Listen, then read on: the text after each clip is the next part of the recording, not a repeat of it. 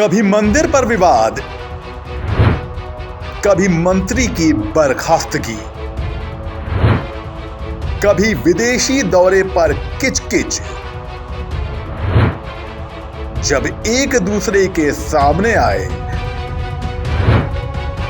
राष्ट्रपति और प्रधानमंत्री।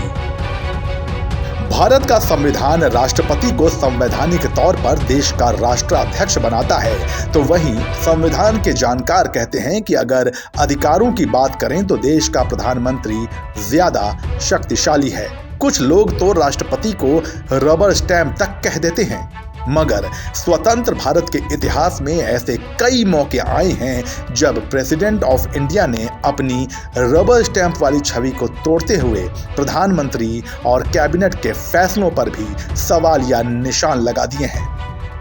नमस्कार, जनसत्ता में आपका स्वागत है और सियासी किस्से में आज बात ऐसे मौकों की जब राष्ट्रपति और प्रधानमंत्री के बीच के मतभेद खुलकर सामने आ गए। डॉक्टर राजेंद्र प्रसाद बनाम पंडित नेहरू। देश के पहले राष्ट्रपति डॉक्टर राजेंद्र प्रसाद और पहले प्रधानमंत्री पंडित जवाहरलाल नेहरू के बीच ही मतभेद सार्वजनिक होने शुरू हो गए थे।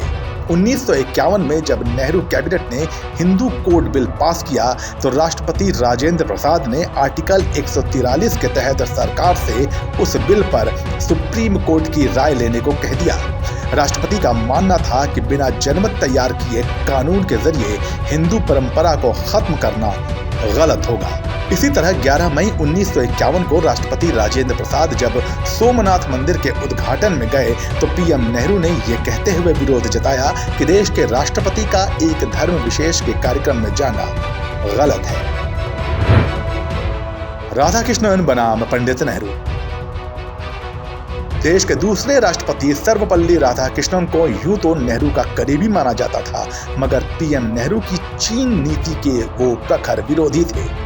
कई मौकों पर राधाकृष्णन ने नेहरू की आंख मूंद कर चीन पर भरोसा करने की नीति का विरोध किया था। 1962 की जंग में चीन के हाथों मिली पराजय के बाद नेहरू के विरोध करने के बावजूद राष्ट्रपति राधाकृष्णन तत्कालीन रक्षा मंत्री को हटाने पर अड़े रहे। आखिरकार न चाहते हुए भी नेहरू को अपने रक्षा मंत्री की कुर्बानी देनी पड़ी। इंदिरा गांधी बनाम नीलम संजीव रेड्डी। राष्ट्रपति और प्रधानमंत्री के बीच का गतिरोध इंदिरा गांधी और नीलम संजीव रेड्डी के वक्त भी बना रहा, मगर इन दोनों के बीच टकराव की वजह कोई सरकारी फैसला नहीं बल्कि एक शादी का न्योता था। 29 जुलाई 1981 को प्रिंस ऑफ वेल्स चार्ल्स की शादी प्रिंसेस डायना से होनी तय हुई। भारत के राष्ट्राध्यक्ष को भी न्योता आया। पीएम गांधी खुद उस शादी में जाना चाहती थी, मगर नीलम संजीव रेड्डी अड़ गए कि शादी पर तो वही जाएंगे। बात यहां तक आ गई कि शादी में जाने के लिए नीलम संजीव रेड्डी दूसरा निमंत्रण पत्र मंगवाने की बात करने लगे। आखिरकार इंदिरा गांधी को अपने कदम पीछे खींचने पड़े और शादी में राष्ट्रपति महोदय ही गए। जैल सिंह बनाम राजीव गांधी। राष्ट्रपति ज्ञानी जैल सिंह ने राष्ट्रपति बनने के बाद कहा था कि मैडम गांधी बोलेंगी तो वो झाड़ू लगाने को भी तैयार हैं, मगर स्वर्ण मंदिर में ऑपरेशन ब्लू स्टार के बाद उन्होंने पीएम गांधी के फैसले की आलोचना भी की थी। सिर्फ इतना ही नहीं, ज्ञानी जैल सिंह ने पीएम राजीव गांधी के विवादित पोस्टल बिल को पुनर्विचार के लिए कैबिनेट के पास वापस कर दिया था। जब कैबिनेट ने दोबारा उस बिल को प्रेसिडेंट के पास साइन करने भेजा तो अपने संवैधानिक शक्तियों का इस्तेमाल करते हुए ज्ञानी जैल सिंह ने उस बिल को ठंडे बस्ते में डाल दिया और कभी उस पर साइन नहीं किया। राष्ट्रपति बनाम प्रधानमंत्री।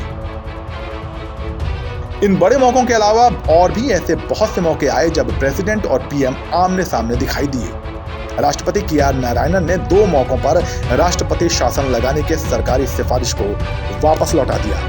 राष्ट्रपति एपीजे अब्दुल कलाम ने तत्कालीन पीएम अटल बिहारी वाजपेयी से कहा था कि आम चुनावों के वक्त फैसला लेने की शक्तियां राष्ट्रपति के पास होनी चाहिए। इसी तरह प्रणब मुखर्जी ने भी गुजरात एंटी टेरर बिल पर साइन करने से मना कर दिया था, जिसमें फोन कॉल रिकॉर्ड करने की बात कही गई थी। राष्ट्रपति बनाम प्रधानमंत्री का कोई किस्सा अगर आपके भी पास है तो कमेंट सेक्शन में बताइए और ऐसे ही दिलचस्प सियासी किस्सों के लिए बने रहिए जनसत्ता के साथ। नमस्कार।